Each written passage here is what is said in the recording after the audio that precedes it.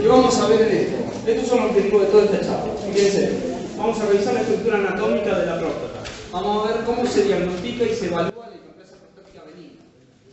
Vamos a conocer cómo se diagnostica y cómo se estadifica el cáncer de próstata.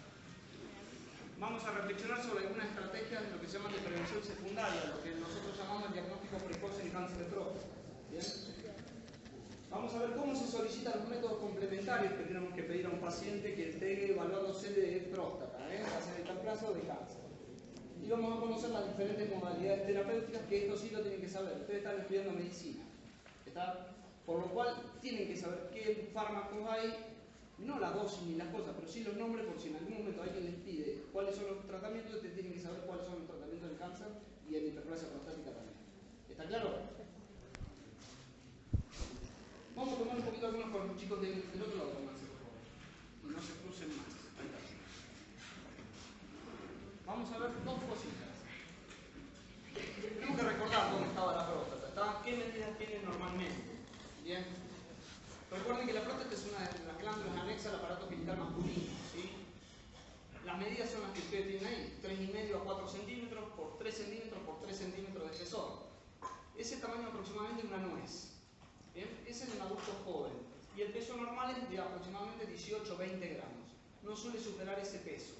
Que también todos esos pesos se sacan por fórmulas, lo cual puede decirse que pueden ser gramos o puede ser el volumen de la próstata en centímetros cúbicos.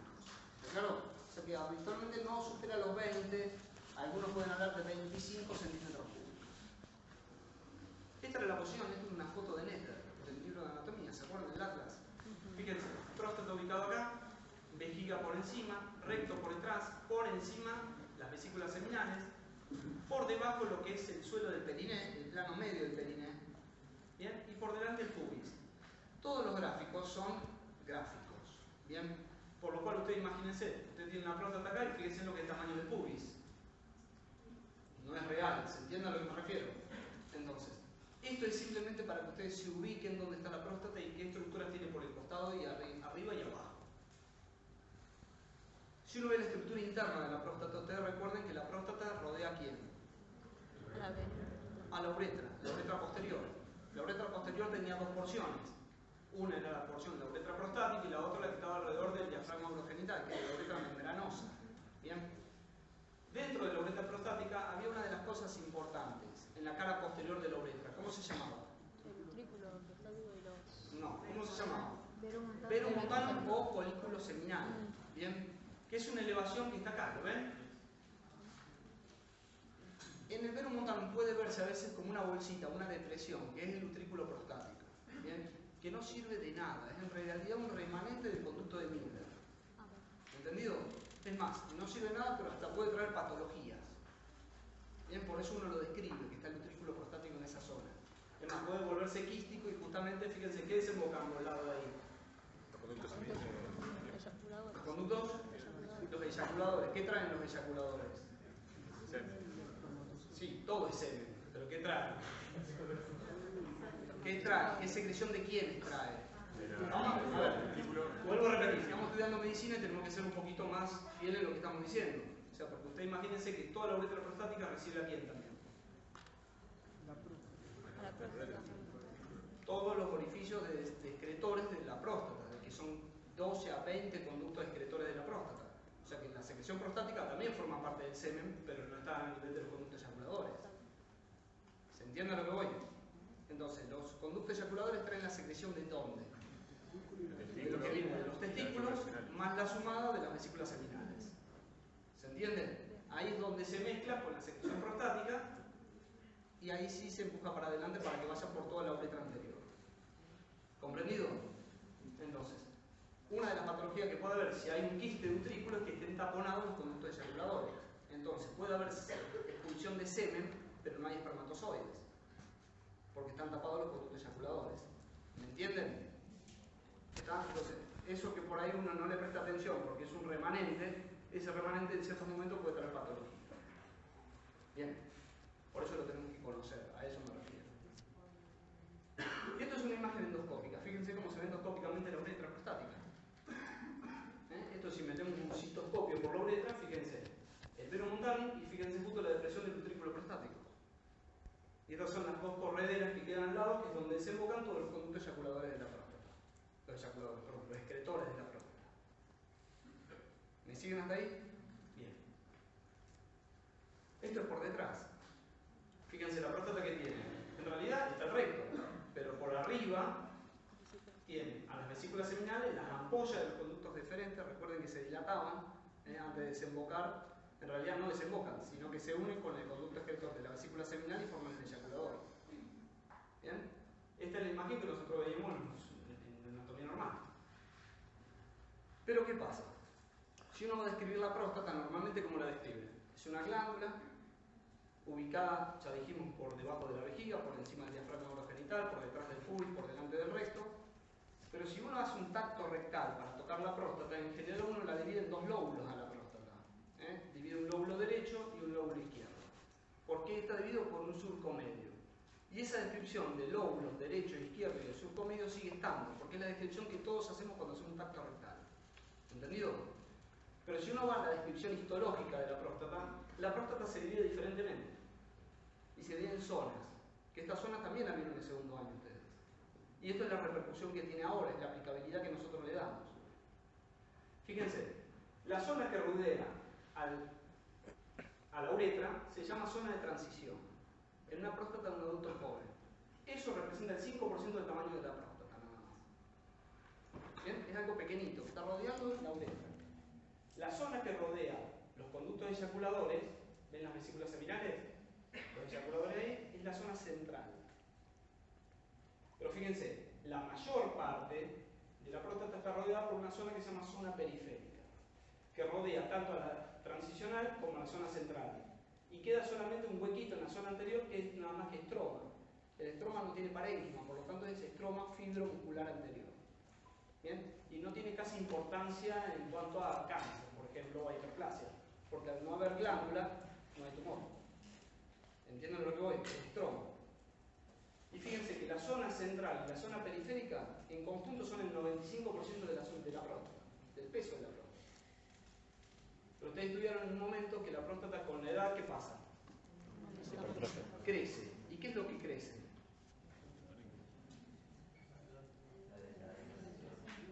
Ya vamos a ir viendo, pero lo que crece es esto. Es la zona de transición. O sea, cuando empezamos a hablar ahora de lo que es hiperplasia prostática, vamos a ver que la hiperplasia se da en la zona de transición. Y que el 5%, que era el tamaño de la próstata del adulto joven, puede convertirse en el 95% de la próstata de un adulto. Y que un peso de 18 o 20 gramos que dijimos puede llegar a pesar 150 gramos, 200 gramos del peso de una próstata. Se han visto mucho más grandes todavía. ¿Me entienden lo que voy? Y ese crecimiento en general es a expensas de esa zona de transición, que es la zona donde se produce la hiperplasia prostática benigna. ¿Comprendido? O sea, hiperplasia prostática no va a haber en la zona central y en la zona periférica. Ahora, cáncer de próstata puede haber en cualquiera de las zonas. Y ya vamos a ver en qué zona se va a dar más frecuentemente. ¿Me siguieron hasta ahí? Bien. Todo lo que estuvimos hablando recién. Fíjense si uno hace un corte transversal, cómo se vería. El estroma fibromuscular, la zona de transición con la uretra, que ven un canito solo, la zona central, que es la que está atravesada por los conductos eyaculadores, y la zona periférica, que es la que rodea todo. Si rodea todo, generalmente por detrás. Cuando uno hace un tacto rectal, ¿qué zona estamos palpando? La periférica. ¿Está claro? En general la periférica, salvo que tenga un adenoma de próstata muy grande y que la zona periférica realmente seguimos palpando la periférica, pero puede estar totalmente comprimida. ¿Me entienden lo que voy? Pero seguimos palpando la periférica. Y en la periférica es donde se produce el 70% de los cánceres de próstata. ¿Está claro? Por eso hoy en día se sigue diciendo que el tacto rectal no lo reemplaza en ningún otro estudio, porque lo tenemos al alcance del dedo. El palpar un nódulo o un tumor. ¿Está claro eso? O sea, no hay ningún método que lo reemplace, ni el antígeno prostático, que ya vamos a ver otra vez. Ahora, ¿toda la próstata de qué depende? Hay toda una regulación hormonal, y esto lo estudiaron ya muchas veces en el transcurso de la carrera hasta ahora. Ustedes saben que está el hipotálamo, con los factores liberadores de gonadotrofina, va hacia la hipófisis. La hipófisis es la que produce generalmente el LH, que estimula al testículo para que produzca testosterona. La La testosterona que nosotros tenemos los varones circulantes, el 95% de esa testosterona circulante es producida por el testículo. ¿Bien?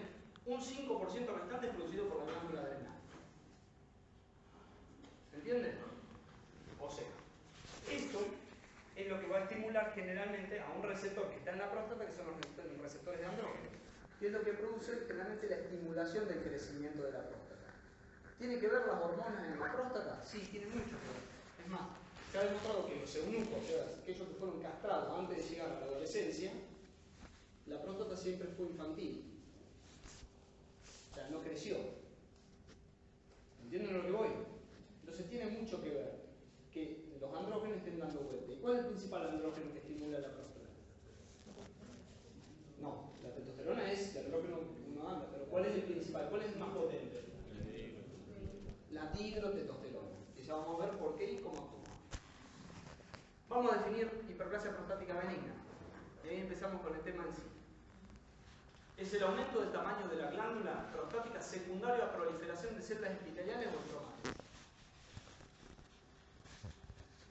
¿Bien? Es más, los términos fueron cambiando durante muchos años. Antes en un momento se llamaba el HPV era hipertrofia prostática, otros se llamaban hiperplasia prostática. Hoy en día en muchos lugares no la llaman ni hiperplasia ni hipertrofia, sino agrandamiento prostático benigno. ¿Entienden a lo que voy? Estamos hablando de que la próstata ha aumentado su tamaño. Generalmente su aumento de tamaño es por esto. A una proliferación de células epiteliales más que todo, y algunas siempre acompañan el estroma para que se fije esa célula epitelial, ese parénquima. Y ahora viene algo de epidemiología. ¿Es el tumor benigno más frecuente en el varón? ¿Es responsable de la aparición de síntomas urinarios en los mayores de 50 años? ¿Bien? Tiene una indicación para cirugía en el 20 al 30% de los pacientes que viven hasta los 80 años. O sea, fíjense la incidencia que tiene. ¿Bien? O sea, estamos viendo una patología que es muy prevalente. O sea, es muy frecuente. Fíjense lo que hablamos antes. Entre el nacimiento y la pubertad, el tamaño de la próstata se mantiene igual. O sea, hay muy pocas modificaciones. Entre la pubertad y la tercera década hay un rápido aumento del tamaño. Se suele decir que 1,6 gramos por año. En realidad todo esto es tomarlo con pinzas, no lo tienen que saber de memoria esto. Esto para darse cuenta que en la pubertad es cuando empieza a aumentar el tamaño prostático para llegar al adulto joven. ¿Bien? Y entre los 31 y los 90 años el crecimiento disminuye, fíjense. Estamos hablando del tamaño prostático normal, pero la hiperplasia es la que empieza a aparecer. Está la otra, la patología es la que empieza a aparecer. Y fíjense si uno hace esto. Y este gráfico involucra todo. Fíjense, vamos del círculo mayor. ¿Cuál es? Hombres mayores de 40 años, círculo celeste. Estamos hablando de toda la población de varones. Fíjense, no todos los hombres mayores de 40 años tienen hiperplasia prostática histológica. ¿Está claro? A su vez, no todos los que tienen hiperplasia histológica tienen agrandamiento que se ve macroscópicamente. ¿Sí? No todos tienen síntomas. Ahora vamos a hablar de lo que significa luz. Tienen síntomas. Y no todos los que tienen, no todos los varones mayores de 40 años que tienen hiperplasia prostática histológica, que tienen agrandamiento, va a tratar después de una próstata en general, no se va a fijar si está agrandada o si tiene más de 40 años nada más. Uno va a tratar esto, si tiene esto o si tiene obstrucción. Y no todos los pacientes tienen todas las cosas. Una mínima porción tiene todo esto. ¿Lo ven cómo se entrecruzan los círculos? ¿Estamos? O sea, no todos los pacientes que tengan hiperplasia prostática van a manifestar síntomas en su vida. Bien, pero sí lo tienen histológicamente. Si hacemos una autopsia de todos los varones de 90 años, el 100% tiene hiperplasia prostática benigna. ¿Entendieron? Bien. Fíjense lo que le acabo de decir. El 100% a los 90 años. Por supuesto que a medida que avanzamos en edad, por eso otro factor predisponente para tener hiperplasia prostática, ¿cuál va a ser? La edad. Bien. Y fíjense este gráfico. ¿Quiénes tienen síntomas y quiénes tienen hiperplasia prostática por tacto rectal? O sea, ¿quiénes se les palpa una próstata aumentada de tamaño. Fíjense, a los 40 años tienen síntomas muy poco y mucha gente ya tiene hiperplasia prostática. A los 50, 27% y 51% tiene hiperplasia prostática. ¿Entienden? Que no siempre se relaciona la hiperplasia con los síntomas que puede ocasionar. Por lo tanto, no todo agrandamiento prostático va a ser factible de tratamiento. Uno no trata el tamaño de la próstata. ¿Se entiende? Trata si tiene síntomas o si tiene complicaciones. Bien. ¿A qué se debe el crecimiento de esa próstata? A varias cosas, y fíjense. Se van formando nódulos. Hay que deformación de nódulos. También va creciendo en forma difusa la zona de transición, lo que dijimos antes, que es la zona de transición la que produce la hiperplasia prostática. Y hay también un aumento del tamaño de toda la masa de los nódulos. No solamente se forman los nódulos, sino que esos nódulos crecen. ¿Bien? Y fíjense cómo pueden crecer, y estos son gráficos típicos. Fíjense, esta es una próstata con los lóbulos normales que uno palpable y que uno describe en los libros de anatomía, el lóbulo derecho y el lóbulo izquierdo. Pero fíjense, si la zona de transición es la que crece, puede crecer también así, hacia adentro de la vejiga. ¿Lo ven?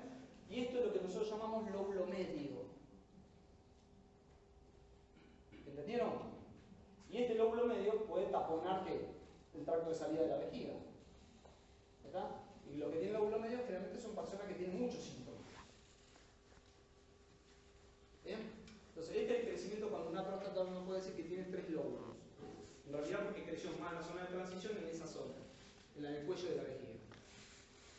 Fíjense, los lóbulos laterales, fíjense qué hace cuando crece. Fíjense la luz de la uretra. ¿Está? Al crecer, ojo, todo depende para dónde sea el crecimiento también de esos lóbulos prostáticos. Si la próstata va creciendo hacia afuera y no tapa el conducto, la luz de la uretra, el paciente puede tener una próstata grande y no tener síntomas. Ahora hay gente que tiene una próstata de 25, 30, 40 gramos, no es tan grande para que usted entienda, y está loco de síntomas. Porque si ese crecimiento es hacia la luz, la comprime y ahí tiene los síntomas. ¿Entienden? Bueno, fíjense, ahí es construido. Esta es la famosa próstata trilobulada.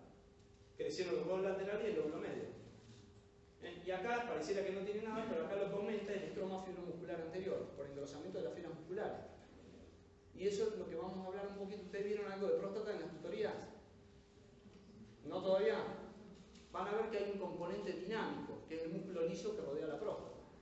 Que ahora lo vamos a empezar a hablar. Entonces, etiología y la patogenia de la hiperplasia prostática, ¿cuál es? Es multifactorial. Los dos componentes más importantes, ¿cuáles son? El envejecimiento, o sea, la edad, y la presencia de los testículos. Ya dijimos que si eran castrados antes de la pubertad, la próstata no iba a crecer. ¿Entendido? Apaguen los celulares, por favor. Fíjense esto, los andrógenos. ¿Qué pasa con los andrógenos? Uno puede recibir andrógenos porque tiene una disfunción sexual y le están dando andrógenos y tiene una hiperplasia prostática. Hay que estudiarlo si lo puede recibir o no. ¿Por qué? Porque se sabe esto, que los andrógenos no son causa de hiperplasia prostática, pero sí tienen un papel permisivo. ¿Estamos? Es más, hoy en día hasta se evalúa, cuando hablemos de cáncer de próstata, de darle hormona, testosterona, a un paciente que tiene cáncer de próstata. Cosa que si lo decíamos esto hace 5 años atrás, estamos diciendo que está haciendo mala praxis.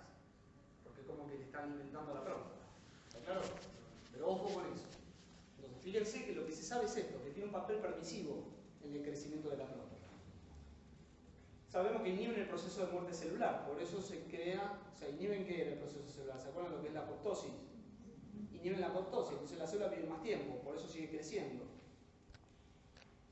Hay regulación de factores de crecimiento, la dihidrotestosterona es más potente y tiene mayor afinidad por los receptores androgénicos, es lo que hablábamos antes.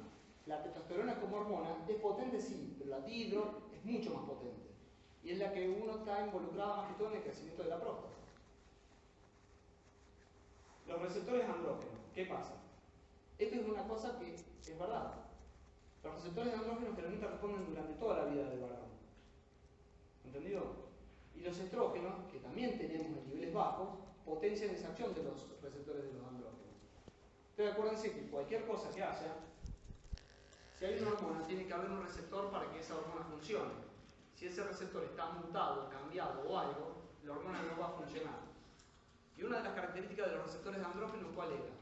Los receptores de andrógeno, ¿qué pasaba? Pasaban a membrana plasmática. Eran intracitoplasmáticos, ¿se acuerdan de eso? Sí. ¿Está? Entonces, para que la testosterona, unida a una globulina de transporte, pasa, y ahí es cuando la 5-alfa reductasa la convierte en dihidrotestosterona. Y la dihidrotestosterona es la que activa el receptor, se trasloca al núcleo y ahí hace todo el hilo de la cadena de síntesis de proteínas. ¿Está claro? Entonces recuerden que el receptor no está en la membrana, sino que está dentro del citoplasma, porque es fosfolipídico, ¿se acuerdan? Bien. Si uno tiene que hablar de la fisiopatología del adenoma de próstata, cuando uno habla de hiperplasia prostática benigna está hablando del famoso adenoma de próstata, es lo mismo. Siempre se habla de esto, chicos. Hay dos factores importantes y uno que siempre hay que sumarlo, que es el último que ven acá. A ver, si yo tengo una próstata que ha aumentado de tamaño, hay un componente anatómico que obstruye. ¿Se entiende a lo que voy? Es lo que hablamos antes. Si tapa el conducto por el crecimiento propio, ese es el componente que tenemos, es el tamaño de la glándula. A mayor tamaño, tengo mayor posibilidad de que pueda obstruir. Bien. Hay una obstrucción dinámica. ¿Qué es eso de obstrucción dinámica? Ustedes recuerden que la próstata tiene, como cualquier otro órgano, tiene receptores de tipo adrenérgicos y colinérgicos, donde está involucrado lo que es el sistema nervioso autónomo, el simpático y el parasimpático. Lo que tiene el músculo liso en general, a nivel prostático, es mucho receptor del tipo alfa-1. ¿Qué son los receptores de alfa-1? ¿Qué pasa si uno contrae un alfa-1? Estimula el alfa-1, perdón. Se contrae. Está como un vaso, una arteria. ¿Qué pasa? Se contrae. Si se contrae, lo mantiene al tono simpático muy alto y entonces como que está obstruyendo, porque acuérdense, la próstata tiene en su estroma fibras musculares lisas por dentro de la próstata y hay una cosa importante que es alrededor de la próstata, esa condensación de fibra muscular que es lo que se llama la cápsula prostática. Eso se vuelve muy tenso y es un componente dinámico de obstrucción. ¿Bien? Entonces uno de los tratamientos va a ser, por ejemplo, bajar ese componente dinámico. Otro tratamiento puede ser disminuir el tamaño de la glándula. ¿Sí? Ahora, el tercer componente es la respuesta del músculo de la vejiga. ¿Qué pasa con el músculo vesical? Se tildó todo esto.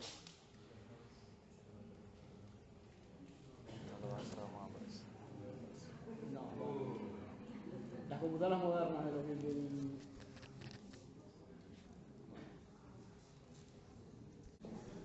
Chicos, ¿qué va a pasar con la vejiga?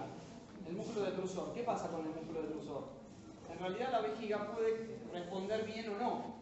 Ustedes imagínense, ¿se acuerdan cuando veían corazón y ustedes tenían hipertensión arterial? ¿Qué pasaba con el músculo del ventrículo izquierdo? La primera respuesta, ¿cuál va a ser? Hipertrofia. Si se sigue hipertrofiando, ¿qué va a pasar?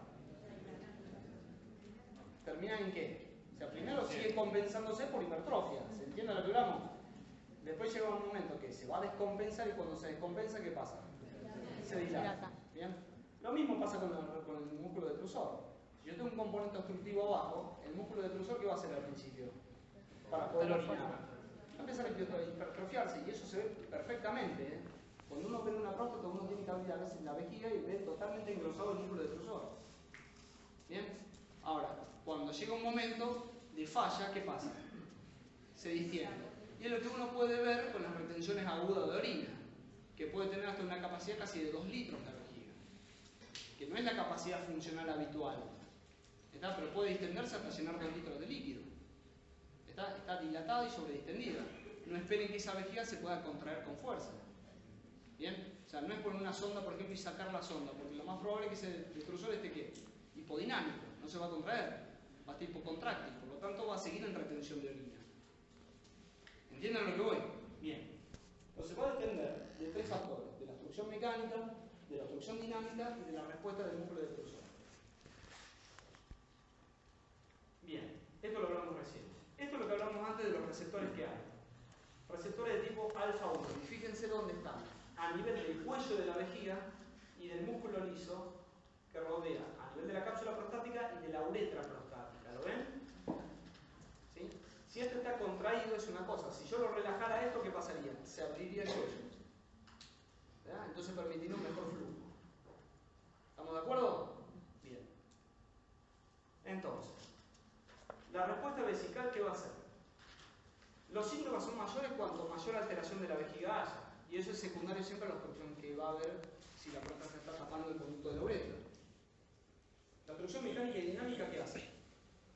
Entonces acuérdense que hay una cosa que es importante. Cuando el músculo se hipertrofia, los enlaces entre las fibras musculares no son los mismos que tenía antes. ¿Bien? Entonces empieza a aparecer lo que se llama la inestabilidad del detrusor.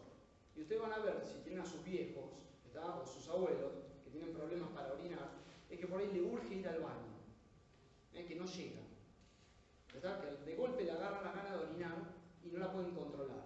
Eso es justamente muchas veces por esto, por la inestabilidad del detrusor.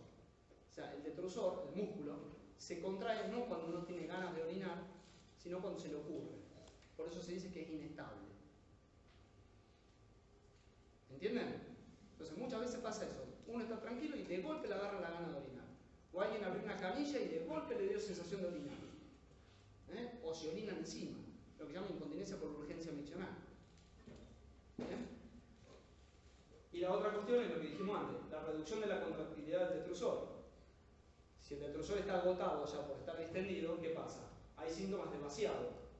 ¿Qué va a haber? Disminución de la fuerza del chorro y hay aumento del volumen residual. Y esa es una de las cosas que uno se fija para indicar un tratamiento. ¿Qué es lo que se va a fijar? ¿Cuánta orina le queda en la vejiga cuando termina de orinar habitualmente? ¿Entienden lo que vamos? Y eso tiene importancia, por ejemplo, cuando ustedes le pidan a un paciente en un futuro, vaya a hacerse una ecografía. Y la secretaria de ecografía le dice, bueno, tómese 2 litros de agua, no orine durante 1 hora y aguante. Entonces el tipo está muriéndose de ganas de orinar, imagínense con un síndrome prostático, y está esperando hacerse una ecografía. ¿Cómo va a estar esa vejiga? Distendida totalmente. ¿Ustedes creen que la fuerza de contracción va a ser buena? Lo más probable es que el residuo postmiccional esté elevado. ¿Está? O sea, no es fisiológico tampoco decirle eso. Entonces la idea es que venga con ganas de orinar, pero no que se esté muriendo de ganas de orinar. ¿Entienden la diferencia? Si uno no lo hace fisiológicamente, el resultado va a ser un residuo postmiccional elevado seguro. ¿Me siguen hasta ahí? Bien. Fíjense cómo se ve una próstata endoscópicamente.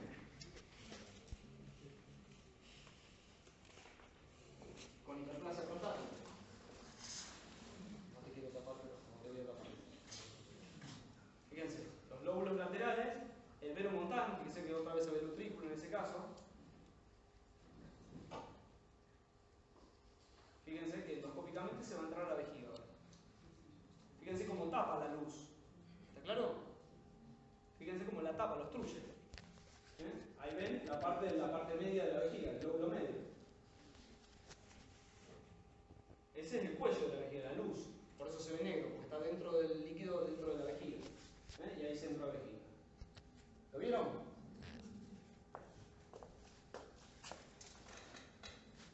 Bien. Ahora, cuando ven un paciente por síntomas prostáticos, como nosotros los llamábamos antes, ¿está? Uno hablaba siempre de síndrome prostático o prostatismo. En realidad, uno puede hablar de síndrome prostático y prostatismo cuando sabe que la causa es la próstata. Mientras tanto, hasta que uno lo empiece a evaluar, se denomina síntomas del tracto urinario inferior, que son la sigla de lo mismo en inglés. ¿Bien? Mucha de la literatura que uno lee actualmente está toda en inglés, y esto es lo que se llama LUTS, o síntomas del tracto urinario inferior. El término de decir un síndrome prostático es un término más antiguo cuando uno ya sabe que la causa es la próstata. Mientras tanto, ustedes supónganse, viene un paciente que tiene la próstata normal, la vejiga normal, pero tiene una estrechez de uretra, está tapado igualmente, tiene los mismos síntomas porque está obstruido, pero no es la próstata la causa. Entonces, ¿por qué lo llamamos síndrome prostático si la causa no es la próstata? ¿Entienden? Entonces, uno no sabe todavía a qué se debe la causa. Por lo tanto, se denomina síntoma del tracto urinario inferior. Y lo que uno llamaba antes síntomas de lubricativos o síntomas obstructivos, en realidad no se llaman más así. Se debería llamar, ustedes recuerdan cuando uno hablaba de fisiología de la vejiga. Hay dos fases en la vejiga, ¿no? Una fase miccional. La fase de llenado y la fase de vaciado. Entonces los síntomas son o de llenado o de vaciado. Los de llenado se rememoran un poco a los irritativos. Y los de vaciado rememoran un poco a los obstructivos. Por eso lo puse entre paréntesis para que uno se dé cuenta. ¿Bien? A ver. Ustedes imagínense, si yo tengo un paciente que esté obstruido, vamos a poner siempre ejemplos. Tiene una próstata muy grande y está obstruyendo. Lo más probable es que cuando vaya a orinar, ¿qué tiene que hacer? Tiene un chorro débil, retardo inicial, tiene que hacer fuerza, tiene una sensación de vacío incompleto, ¿tá? Pero también, si está obstruido, ¿qué es lo que tiene? Un residuo convencional alto. ¿Bien? Entonces, ¿qué va a tener también? Ganas de ir a orinar a cada rato. O sea, va a tener polaquiuria. Y va a tener polaquiuria nocturna, lo que nosotros llamamos nicturia. ¿Bien? Pero fíjense, ahí metimos un paciente que está obstruido con algunos síntomas de llenado. ¿Se entiende a lo que me refiero? O sea, no se puede decir que un síntoma es netamente obstructivo o netamente irritativo, sino lo que uno describe más que todo es la fase en donde está. Si yo tengo polaquiuria, significa que rápidamente lleno la vejiga. Estoy hablando de algo de llenado. ¿Me entienden? Si yo hablo de nocturia, ¿ustedes saben lo que es nocturia? ¿Alguien lo puede decir? ¿Cómo? ¿Predominio de la orina de qué? Bueno, de la cantidad de orina de noche. O sea, orina más de noche que de día, vamos a decirlo de una forma más vulgar. ¿Está? Puede ser que tenga que ver con el líquido digerido. Puede tener que ver con un montón de cosas. Ya después veremos las causas de nocturia y todo lo demás, pero no es el término a lo que yo me refiero ahora y por eso se los voy a comentar. Lo que nosotros estamos estudiando acá generalmente en semiología es eso. Nocturia hablamos de un volumen aumentado de la diuresis de noche y nicturia, aumento de la frecuencia de orina de noche. ¿Está claro? Internacionalmente, la Sociedad Internacional de Continencia de Orina, por ejemplo, llama nocturia no a eso. Entonces no sabemos quién se tiene que adecuar a quién. ¿Está claro? Habla de nocturia lo que fuera la nicturia. Ustedes entiendan lo que estamos hablando, no importa lo que pongan después. ¿Está claro? Sepan interpretar lo que uno habla. ¿Bien? ¿Está claro? O sea, cuando uno habla de nocturia puede estar hablando de levantarse más de 2 veces a la noche, por ejemplo. No del volumen de orina emitido. ¿Sí? Igualmente, cuando hablen de semiología, hablan como les enseñaron acá. ¿Está claro? Estamos hablando de lo mismo. Uno puede hablar de polaquiuria nocturna, si lo quiere decir de una forma más burda, y de nocturia para aumento del volumen de diuresis a la noche. ¿Está claro? ¿Estamos de acuerdo con esto entonces? Fíjense. Síntomas de llenado, la polaquiuria, la nocturia, la urgencia, el tenesmo. ¿Saben lo que es el tenesmo vesical, no? Esa sensación de querer seguir orinando. Y la incontinencia por urgencia miccional, lo que les contaba antes. Y los síntomas del vaciado, que tiene un chorro débil, retardo de inicio de la micción, un esfuerzo miccional, una sensación de vacío incompleto o que quede con goteo postmiccional, que no termina de orinar o se guarda y se moja. ¿Está claro? Esos son síntomas muy típicos. Imagínense que de todos estos síntomas, por lo cual lo vienen a consultar habitualmente, ¿cuál les parece que puede ser? Lo más jodido es la incontinencia, chicos. A ver, uno puede levantarse 3 o 4 veces de noche y por ahí no le jode.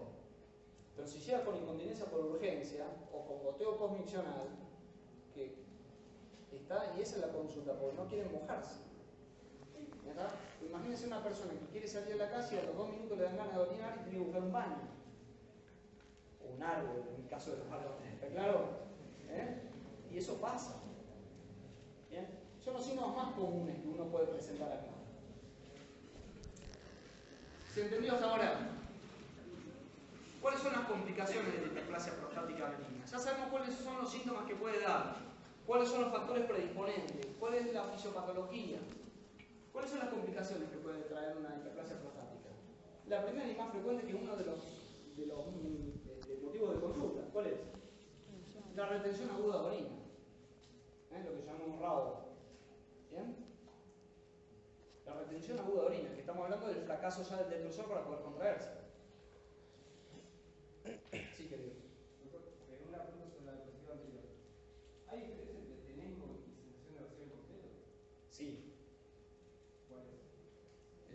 vos podés tener una sensación de vacío incompleto, pero no tenés esa urgencia de... A ver, vos podés tener una sensación de vacío incompleto y otra cosa la sensación de querer ir al baño otra vez. ¿Está claro? O sea, vos podés sentir que no vaciaste la vejiga y te quedaste tranquilo. ¿Está claro? Y la otra el tenemos que tenés que ir como el pujo y el tenemos cuando uno habla de la parte rectal. De ir al baño otra vez y no sale nada. ¿Bien? Fíjense entonces, lo primero ¿cuál es? La retención.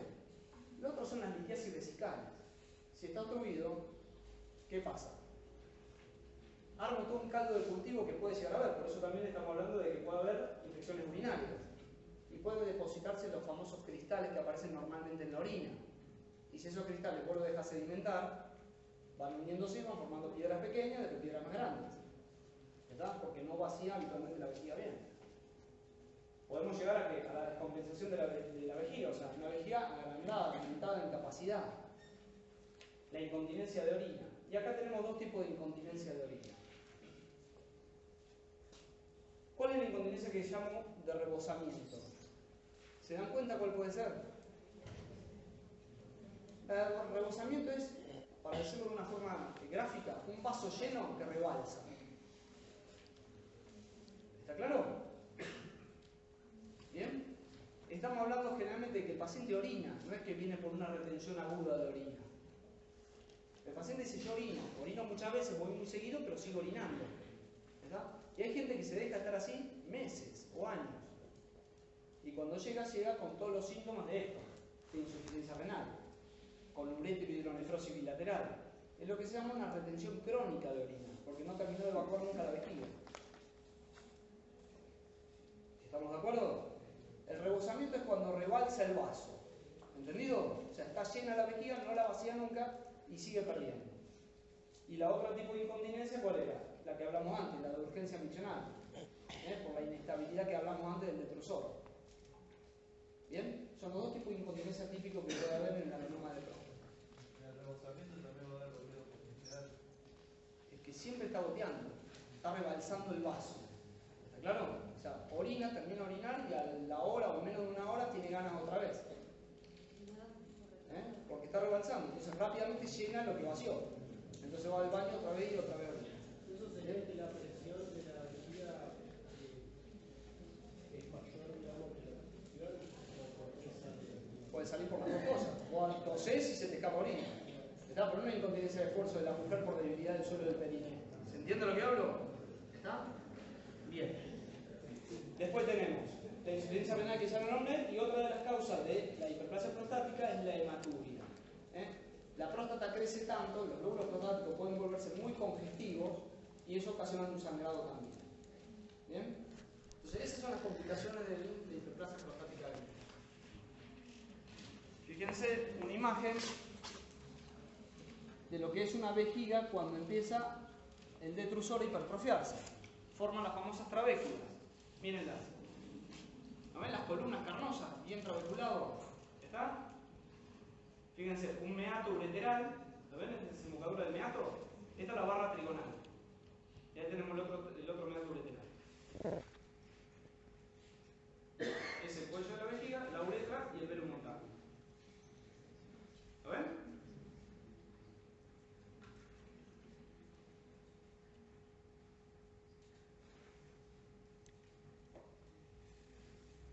¿Clarito?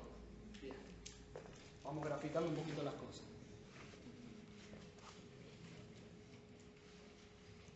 Bueno, ahora, todo esto que ustedes ya saben es cuando les viene paciente ahora.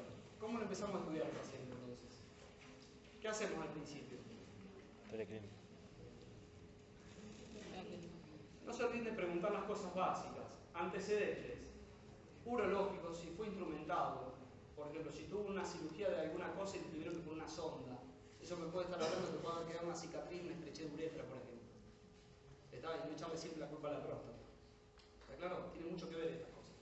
Antecedentes médicos, quirúrgicos, lo que hablaba antes, la estrechez de uretra o del cuello vesical, fármacos que esté tomando. Si el paciente quiere orinar y está tomando por su Parkinson anticolinérgicos, yo le estoy dando un anticolinérgico, ¿cómo va a estar la vejiga? ¿Qué hacía que el detrusor se contraiga? Parasimpático, ¿se acuerdan? si estoy dando un anticolinérgico, ¿qué va a pasar? Va a tener menor fuerza de contracción. Entonces lo que va a pasar ahí no es que esté obstruido, o puede tener por su edad algo de próstata aumentado de tamaño, pero a su vez le estoy dando un anticolinérgico. ¿Está claro? Y lo otro importantísimo, los agonistas alfa. ¿Conocen algún medicamento que sea agonista alfa ustedes? ¿Tienen algo de farmacología? No. Sí, ni. Como el famoso ni. Efedrina, Muy bien, la efedrina o la pseudoefedrina. ¿Y en qué se utiliza eso? En la alergia, chicos. ¿Está? Le dan un descongestivo nasal, o se ponen desalergina así en chorro, en la nariz. ¿Está? O están tomando el loratadina más pseudoefedrina, y decir marca comercial ahora. Están tomando alguno de ellos. Y el paciente justamente cuando empezó a tomar eso empezó a orinar mal. Y es muy típico eso, ¿eh? Lo primero que uno tiene que preguntar, ¿qué está tomando? ¿Cocaína? Sí, pero no es viejo. ¿Está? ¿Está claro? En otro país tal vez. ¿Está? ¿Entendido? Entonces es importante saber los antecedentes médicos, los antecedentes quirúrgicos, la medicación que está recibiendo. ¿Bien? Hay esto que ustedes lo pueden leer en alguno de los libros de urología o en alguna de las tutorías, el docente les puede decir algo, que hay un sistema que evalúa la gravedad y las molestias de los síntomas, que es el IPSS, que es un score internacional de síntomas prostáticos. ¿Bien? En realidad el IPSS, como dice ahí, es un score que se utiliza generalmente para comparar trabajos. ¿Está claro? O sea, en la práctica habitual no se utiliza. Porque hace las mismas preguntas que nosotros le estuviéramos haciendo al paciente. ¿Tiene problemas para orinar? ¿Se levanta de noche para orinar? ¿Tiene que hacer fuerza para orinar? ¿Le gotea después de orinar? ¿Está claro? Son todas esas preguntas y lo que tiene que contestar me pasa una vez cada 5 veces que voy a orinar, una vez al mes, 3 veces al mes, 3 veces a la semana. Entonces, ¿eso qué hace? Objetiviza lo subjetivo. ¿Entienden a lo que voy? Entonces, al objetivar lo subjetivo, podemos comparar con otro de otro país y decir, bueno, esto me sirve para poder hacer un trabajo. Pero en la práctica habitual no se utiliza el IPSS. Pero si alguien les pregunta, es eso. ¿Bien? El examen físico. Y acá viene lo que hablamos antes. El tacto rectal está incluido. ¿Está? Ahora, ¿cuándo lo hacemos? Si lo hacemos en la primera consulta, en la segunda consulta o lo que sea, va a depender de cada caso en especial. ¿Sí? Pero el tacto rectal forma parte del examen físico normal y habitual del paciente que viene por próstata. O sea, que viene por síntomas del tracto urinario inferior. ¿Entendido? Y no es reemplazable por ningún otro estudio. Análisis de sangre y de orina. Y dentro de lo de sangre, ¿qué pedimos? PSA o antígeno prostático específico, o en castellano, AP, antígeno prostático específico. En todo el mundo lo conocemos como PSA también, en Argentina se habla también de PSA. ¿Bien? ¿Está claro? Análisis de sangre, no solamente uno puede pedir, porque depende también de cómo venga el paciente. Si el paciente viene con una retención aguda de orina, ¿qué le voy a pedir también al paciente? Por supuesto, y le va a pedir un hemograma para ver si no viene con una retención crónica previamente, a ver si no está anémico por su insuficiencia renal. ¿Está? Hay que empezar a evaluar al paciente. ¿Está claro? Por eso esto es evaluación inicial. ¿Qué otra cosa se puede pedir? ¿Qué les parece? Muy bien. Una ecografía. ¿Y ecografía de qué le vamos a pedir? Yo te escucho, no te escuchan ellos. ¿Qué ecografía pedimos? Transrectal si lo agarrás. ¿Está? No. Uno es bueno, no es tonto, dirían los varones. ¿Está claro? ¿Qué hacemos? ¿Qué pedimos habitualmente? Muy bien, ese es el pedido del estudio. ¿Está claro? O sea, si yo quiero estudiar y viene con una retención aguda de orina y todo lo demás, yo tengo que estudiar el tracto urinario superior también. Bien. Entonces, el pedido, si yo tengo que poner en un pedido, en una hoja, no tengo un pizarrón, yo pongo en una hoja que pongo apellido y nombre, Juan Pérez, obra social, número de afiliados. Abajo que pongo ecografía renal bilateral, porque son 2 riñones, y vesicoprostática. ¿Y qué es lo que me interesaba a mí pedir de la ecografía? ¿Qué dijimos antes? Sí, más que pre, siempre van a medir pre. Medir residuo postmiccional. o RPM. Medir residuo postmiccional. Eso me va a dar una idea general de lo que está pasando con el señor, cómo está orinando. Diagnóstico, síntomas del tracto urinario inferior, HPV, hiperplasia prostática, firma, sello, fecha. Así se hace el pedido de una ecografía. ¿Está claro? Eso es como ustedes tienen que aprender, porque ustedes van a salir el cuarto año y después dicen, ¿la ecografía? ¿Ecografía de qué? Después empiezan así, de abdomen. ¿Para qué quieren una ecografía de abdomen? No, le pido una radiografía de pelvis. ¿Qué voy a ver una radiografía de pelvis y la próstata? ¿Se entiende lo que voy? Estudiemos bien a la gente y sepamos qué pedir. Por eso les enseño cómo se pide. Ecografía renal bilateral y vesicoprostática con medición de residuo postmiccional. ¿Bien? Eso es lo que vamos a pedir. Esta es la evaluación inicial, chicos. Lo que describimos recién. Eso es lo que uno va a pedir. Y en base a esos resultados uno va teniendo una idea del diagnóstico de lo que va a tener. ¿Qué otro tipo de estudio le puedo pedir? Que ahí entran los estudios diferentes, como esto. La flujometría. La flujometría es un estudio opcional, no es algo que lo tenga que hacer sí o sí. Pero me va a dar una idea de cómo está orinando. Normalmente, si nosotros vamos y orinamos en un flujómetro ¿qué hace? ¿Qué mide? Flujo. ¿Qué mide?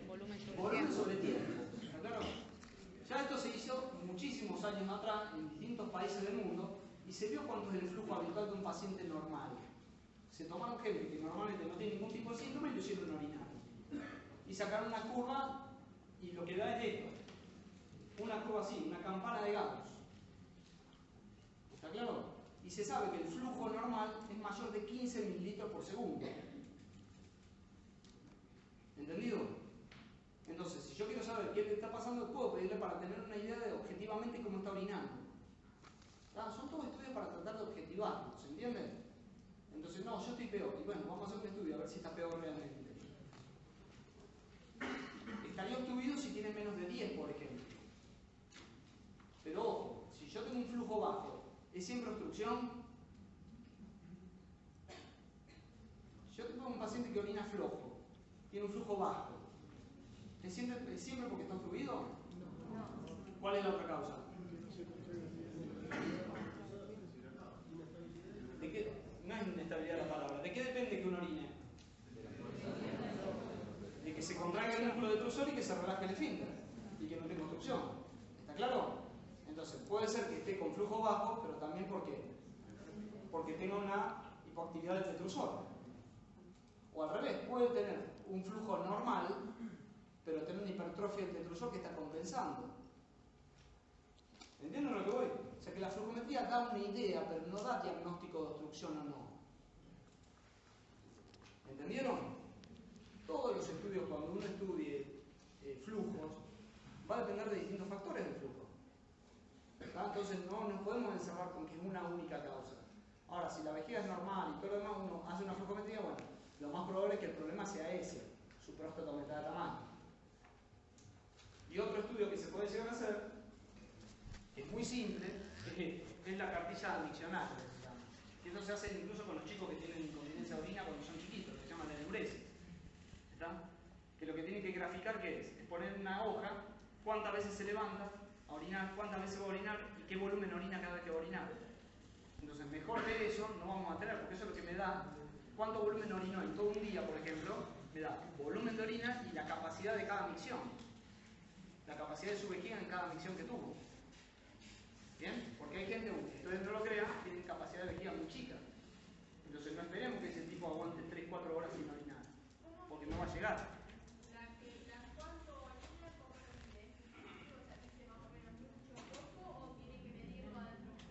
Exactamente, con medidores de líquido, orina, lo pasa al medidor y lo tira. No lo tiene que juntar, lo tira directamente y registra cuánto está orinando por cada vez en cada micción. ¿Está claro? ¿Es engorroso para el paciente? Sí, pero es muy fiel el resultado de lo que uno tiene. ¿Bien? Bien. Y acá empieza el otro tema, porque este tema con el PSA, esto lo enganchamos ya con cáncer de próstata. ¿Bien? ¿Qué es el PSA? Y esto ya lo vieron ustedes de segundo año. El PSA es una glucoproteína, ¿verdad? Que es una glucoproteína producida por la célula epitelial de la próstata. Tiene una actividad de una enzima, de una acenina proteasa, En realidad la función que cumple, ¿cuál es? La licuefacción de coágulo seminal. ¿Está? Normalmente PSA hay ¿dónde? En el líquido seminal. ¿Bien? Es muy poca la cantidad de PSA que se vierte a sangre. Y esa poquita cantidad que se vierte es la que nosotros medimos en la sangre. ¿Está claro? Entonces, esa es la función del PSA. Es una glucoproteína que tiene una enzima, que funciona como una enzima para hacer la licuefacción de coágulo seminal. Específico de órgano. No es específico de cáncer. ¿Está claro? Por lo tanto, hay superposición de valores entre pacientes con enfermedad prostática benigna y enfermedad prostática maligna. ¿Bien? De ahí que cuando alguien le diga el PSA me sirve y ya está, no es así. ¿Bien? Fíjense, ¿quién me puede aumentar los niveles de PSA? Una prostatitis, la hiperplasia prostática, una instrumentación uretral, la eyaculación, un episodio de retención de una aguda de orina o una biopsia prostática, por ejemplo. ¿Qué me lo puede disminuir? Que haya recibido un tratamiento, por ejemplo, una castración médica o quirúrgica, en el caso de un cáncer de próstata, o que esté tomando una medicación que es el dutasteride o el finasteride, que baja los valores de PSA al 50%. ¿Entendido? Entonces, no es específico de cáncer, es específico de órgano. Es más, si uno ahonda un poquito más, uno sabe que tampoco ya es específico de órgano. ¿Tá? Porque la glándula mamaria, por ejemplo, y la glándula Bartolino la producen. Pero es tan ínfimo, es 0,000, que no es cuantificable. Y no tiene ninguna implicancia, por ejemplo, en el tratamiento de nada. Pero sí es próstato. Por eso se sigue hablando de que es próstato específico. ¿Entendido? Fíjense. Entonces, ¿cuáles son los valores del PSA? Fíjense lo que hablamos siempre, y esto lo tienen en todos los libros y todo el mundo lo vuelve a repetir siempre. Antes hablábamos del PSA, si el PSA estaba en 0, entre 0 y 4, acuérdense las unidades, nanogramos por mililitro. ¿Bien? Hablamos de que era normal. Si el PSA está entre 4 y 10, hablamos que era dudoso, y si era mayor de 10 era patológico. Pero hasta ahora sabemos que puede haber una hiperplasia prostática por un tamaño glandular muy aumentado de tamaño, y sabemos que si lo produce la célula prostática y yo tengo mucha masa glandular, lo más probable es que tenga un PSA más alto. ¿Entienden a lo que voy? Entonces no se puede hablar más de normal o anormal o dudoso. En realidad, yo tengo que hablar de que el PSA me dio una baja sospecha de que haya cáncer de próstata o una alta sospecha de cáncer de próstata. ¿Por qué esto? Fíjense, hay cáncer de próstata en el 15% de los pacientes que tienen PSA menor de 4. Entonces yo no le puedo decir a un paciente, el PSA menor de 4 es normal. Si un 15% puede tener cáncer. ¿Me siguen? Y hay un 25% de los varones que tienen PSA entre 4 y 10 que también tienen cáncer de próstata. Entonces no hay valores normales. Hay valores de PSA que me pueden dar una baja sospecha o una alta sospecha de cáncer de próstata. ¿Comprendido? Bien. ¿Alguna duda con respecto a esto? Sí. Te puedo aumentar el PSA también cuando haces el tacto. O sea, que no. vos tenés que pedir el tacto. No. Con el tacto rectal, no. Con un masaje prostático, sí. Con un masaje prostático. ¿Está claro? Un tacto rectal hecho incluso por alguien que lo hace habitualmente, no. ¿Bien? No lo suele elevar. Está demostrado de que no lo eleva. ¿Bien? No es la pregunta ahora. ¿Estamos? No lo saqué del tema. ¿Entendido? Entonces, estos son los valores de PSA que uno tiene que tener en cuenta. ¿Bien? ¿Qué pasa? Ustedes van a encontrar que hay valores de PSA que se siguen utilizando. O sea, hay gente que sigue utilizando y uno se va dando cuenta de que esos valores me pueden dar una baja sospecha o una alta sospecha de un cáncer de próstata. Pero ¿qué pasa? Muchas veces, y esto apareció en los estudios en Estados Unidos, ¿qué pasaba? A todo paciente que tenía PSA mayor de 4, a todos le hacían una biopsia prostática por sospechar de que puede ser dudoso que tener una patología tumoral. Entonces todos terminaban con biopsia prostática. Ahora, la mayoría de esas biopsias prostáticas, ¿cómo iban a dar? Negativa. ¿Está claro? Entonces, si daban negativa, ¿ellos qué hacen? Siempre, costo-efectividad. Si daban negativa, se dieron cuenta de que estaban gastando mucha plata en hacer biopsias de cuello. ¿Está? Entonces, ¿qué pasó? Empezaron a idear distintos métodos para mejorar un poco la especificidad del PSA. ¿Está? Sin dejar de detectar los cánceres de próstata, quieren mejorar detectar y no hacer tantas biopsias de cohete como dije antes. Entonces surgen distintos tipos de PSA. Ustedes van a escuchar el PSA por edad, la velocidad de PSA. Se estima que la velocidad de PSA significa que de un año a otro el PSA normalmente es menor de 0,75 miligramos por año. O sea, no puede haber un aumento mayor de 0,75. Si aumenta más de eso es porque hay alguna sospecha de que puede haber algún tumor. ¿Está? Y lo más importante que surge es esto, que es la relación del PSA libre sobre el total. ¿Qué es eso? Se dieron cuenta que el PSA en sangre va unido a proteínas y hay otra parte que no va unido a nada, va libre. ¿Está? Entonces, se dieron cuenta que en el cáncer de próstata lo que más aumenta es el que va ligado a proteínas. ¿Está claro? Entonces hicieron esto, la relación PSA libre total. Si yo aumento el total, ¿cómo va a dar esa relación?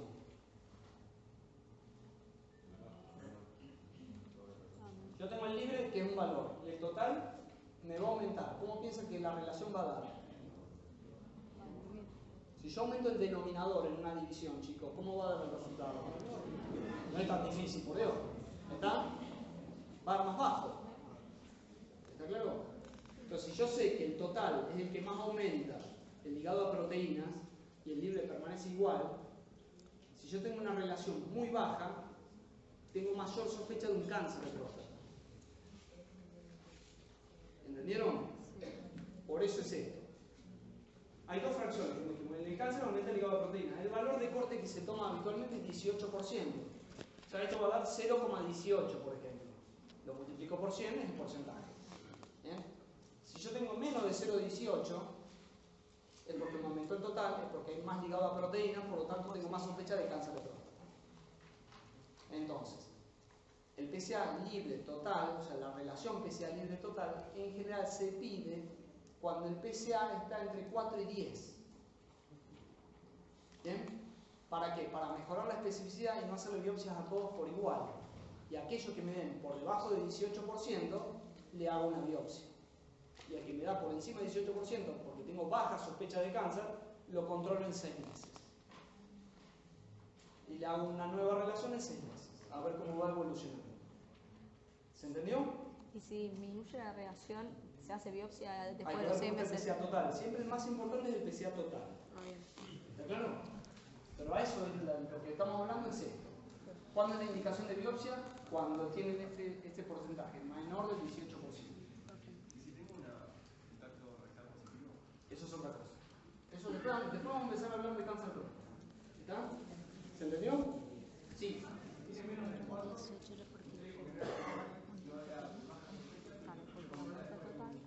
Después hablamos de cáncer de próstata. ¿Ah?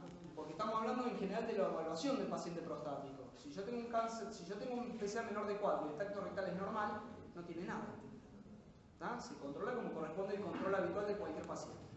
¿Tá? Pero por eso, después vamos a hablar de eso. Estamos hablando de cuándo indicamos o no una biopsia en el caso de que el PSA esté elevado.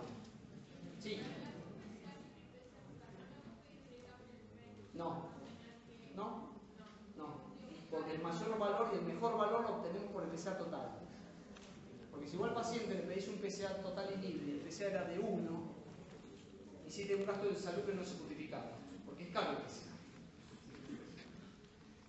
¿Está claro? O sea, y uno tiene que tratar de tener todas las herramientas mínimas para poder llegar a un diagnóstico. Y no es mejor pedirle las dos cosas de entrada. ¿Claro? Porque si te da un PSA de 2 total y la relación te da 15%, ¿qué haces? ¿Está? La utilización y lo que se demostró es cuando el PSA esté entre 4 y 10. No se ha demostrado nada cuando es mayor de 10 y cuando es menor de 4. ¿Está? No tiene utilidad cuando están fuera de ese rango. ¿Está claro? Por eso no se pide si está fuera de ese rango. ¿Bien? ¿Se repite este estudio varias veces antes de hacer la biopsia? No. Después hablamos. Porque quiero que empecemos con los valores habituales. ¿Bien? ¿Está claro esto? No quiero que haya dudas con respecto a esto de qué es el PSA libre, el total y cuál es el porcentaje que se toma habitualmente. ¿Bien? Tratamiento de la hiperplasia prostática benigna. ¿De qué va a depender? Va a depender de esto. De que un paciente con síntomas del tracto urinario inferior por HPV depende de qué? Del grado de síntomas, ¿tá? y de la presencia de complicaciones. Yo puedo optar entre estos tres tratamientos, desde no hacer nada, desde un tratamiento médico o desde una cirugía. Entonces, aquel que tiene síntomas ausentes o leves, ¿qué vamos a hacer? Nada, se controla. Bien, si no le molesta y se levanta uno 2 veces de noche y no le molesta, no le voy a dar una medicación para joderlo. ¿Está claro? Si el paciente tiene síntomas moderados o severos, ¿qué es lo que voy a hacer? Medicarlo, tengo que mejorarlo. Él me viene a consultar por esto. Mi respuesta va a ser tratar de mejorarlo. Ahora, si falló el tratamiento médico o aparecen las complicaciones, ¿cuál es el tratamiento? El quirúrgico. Es muy simple de interpretar. ¿Comprendido? Bien. Lo primero que uno le tiene que decir, muchas veces pasa, como hablamos antes, de hablar de la nocturia. ¿De qué va a depender que se levante muchas veces de noche a orinar también? De la ingesta de líquido que tenga. Si el tipo se toma 2 litros de soda a la noche antes de dormir y me viene a consultar porque se levanta 5 veces de noche para orinar, ¿qué tenemos que decir? Aflojemos con la soda. ¿Está claro? O sea, empecemos por esto. La educación. Si tiene mucha ingesta de líquido a la noche, tiene que cambiar los hábitos. ¿Está? Y no hay que darle directamente la medicación, porque lo que tiene que hacer el señor es cambiar el hábito. Modificaciones del estilo de vida. Reducir la ingesta de líquido. Evitar o moderar el uso de alcohol y la ingesta de cafeína, que tiene que ver también. Reentrenamiento de la vejiga. Hay mucha gente que hace ¿qué? Pasa 4 o 5 horas sin orinar. ¿Está? Entonces cuando va a orinar, después ¿qué pasa? Orina lento y mal. ¿Por qué? Porque está sobredistendida la vejiga. O se queda aguantando las ganas de orinar muchas horas. No es la idea esa. La idea es cuando uno tiene ganas de orinar, ir a un lugar adecuado y orinar. ¿Bien? Vamos a otra cosa. Hablamos de esto antes, ¿se acuerdan de los receptores alfa? Entonces, ¿cuál es uno de los tratamientos típicos? Alfa bloqueante. ¿Qué va a hacer el alfa bloqueante? Va a relajar el músculo liso y facilitar la evacuación de la orina de la vejiga. ¿Está? Fíjense. ¿Cuáles son los más conocidos como nombres de drogas? Acá tienen esto. Bueno, ustedes podrían escuchar alprazosin, en realidad no se utiliza más, ¿está? Por los efectos colaterales que produce. La terazocina, la doxazocina, la alfuzocina y la tamsulosina. Los tres que dan en colores son los más utilizados hoy en día. ¿Bien? La tamsulosina tiene otra característica, que es esto. Es un antagonista más selectivo todavía, no es un alfa 1, es un alfa 1A. Que la cantidad de receptores alfa 1A en el cuello de la vejiga y en la uretra prostática es la mayor cantidad. ¿Bien? ¿Y esto tiene que ver con qué? Si yo doy un bloqueante alfa, ¿qué efecto colateral puede tener un paciente? No hay hipotensión. ¿Por qué? Porque estoy relajando el músculo liso. ¿Bien? Y generalmente son tipos grandes, que están tomando su antihipertensivo. Si yo le sumo otra medicación antihipertensiva, ¿qué hace? Cuando se para ir al baño en la noche, se cae redondo. ¿Está? Entonces, por eso, el más utilizado hoy en día es la tamsulosina, por ser más selectivo todavía y producir menos hipotensión ortostática que nosotros. ¿Está claro? ¿Bien?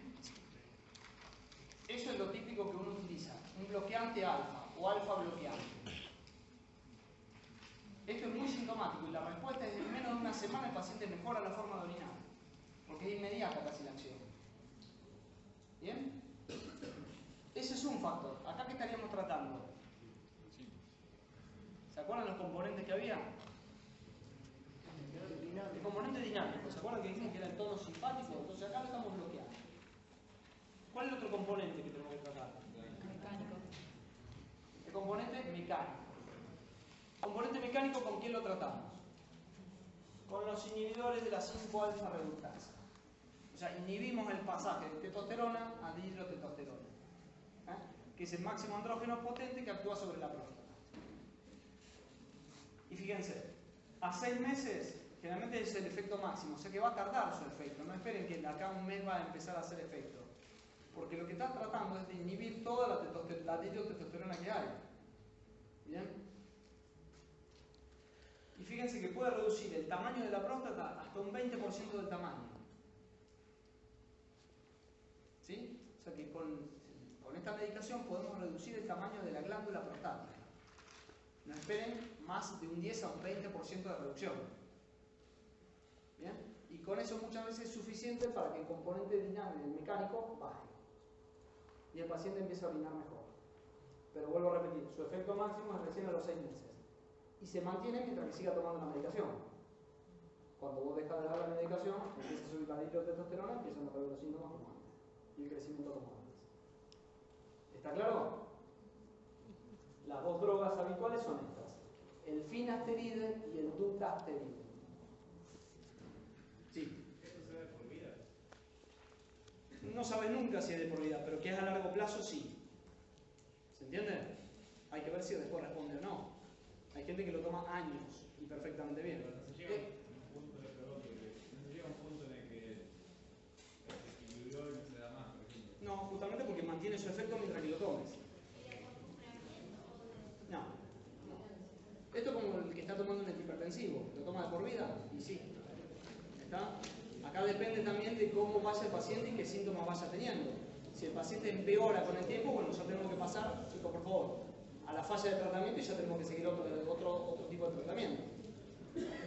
¿Está claro? Se sigue controlando el paciente, no es que no se controla.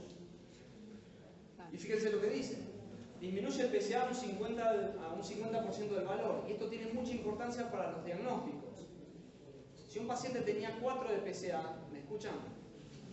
Chicos, por favor. Tiene 4 de PSA y empieza a tomar dutasteride o finasteride, lo más probable es que en el control siguiente, a los 3, 4 meses o 6 meses que yo le haga, si le pido un nuevo antígeno prostático de control, tiene que estar a la mitad del valor.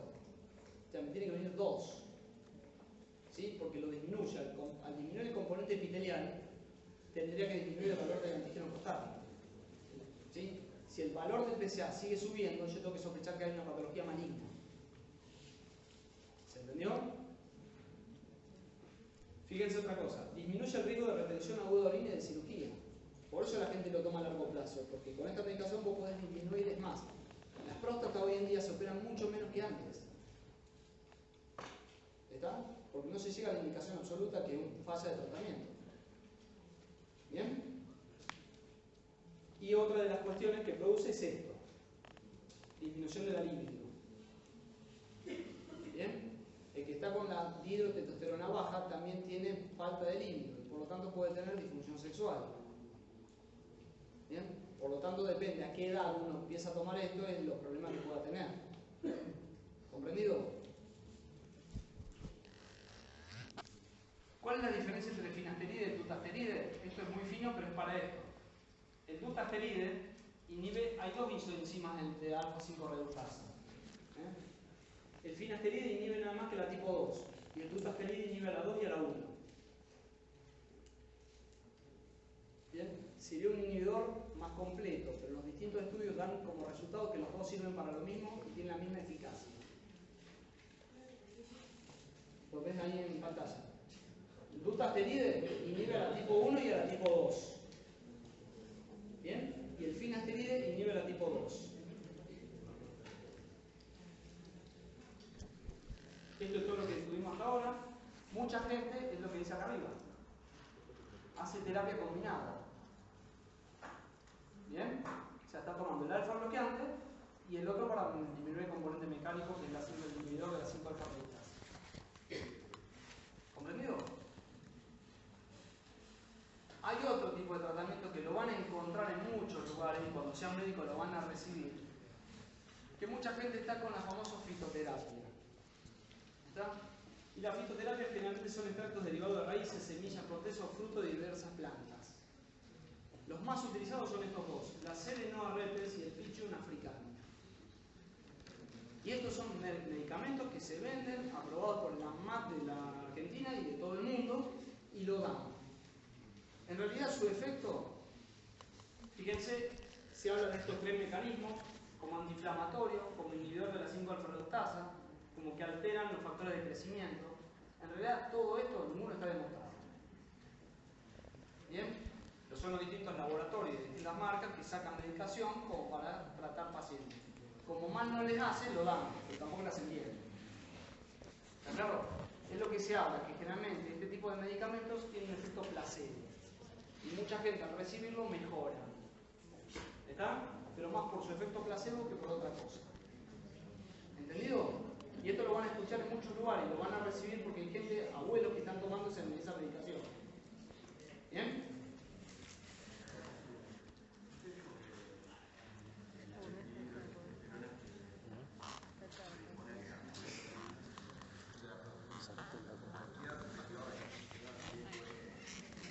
Tiene un efecto permisivo, lo que hablamos antes. ¿Ah? Los andrógenos tienen efecto permisivo en el crecimiento de la próstata. El más potente es la dihidrotestosterona. También, bueno, que son anabólicos también. ¿Bien? O son andrógenos. Sigamos al tratamiento quirúrgico. ¿Cuál es el tratamiento quirúrgico de la próstata? ¿Bien? Del adenoma o hiperplasia prostática benigna. La adenomectomía, por eso hablamos de adenoma. ¿Bien? No es la prostatectomía. ¿Se entendió? Lo que se saca es el adenoma crecido, o sea, la zona de hiperplasia, o sea, la zona de transición. ¿Está claro? La adenomectomía se puede hacer a través de la vejiga o a través del retropubis, o sea, por detrás del pubis, abriendo la cápsula de la próstata y sacando esa parte crecida. Otra forma es lo que nosotros llamamos, y eso grábenlo porque esto lo van a escuchar toda la vida, la RTU. RTU es resección transuretral, no ureteral, transuretral. ¿Bien? Que puede hacerse con distintos tipos de energía. Lo más frecuente es la monopolar, hay otra que es la bipolar, que es lo que se llama la vaporización. La vaporización, aunque ustedes no lo crean, acá no tengo imagen de vaporización, pero sí es, apoyan el electrodo sobre la zona y el tejido desaparece, se vaporiza. ¿Está? Y también la energía láser. Lo que hoy está como estandarizado en general es la vaporización o la monopolar. Lo otro no tiene mayor ventaja. Es más, lo que mayor ventaja hoy en día tiene es esta. Bien.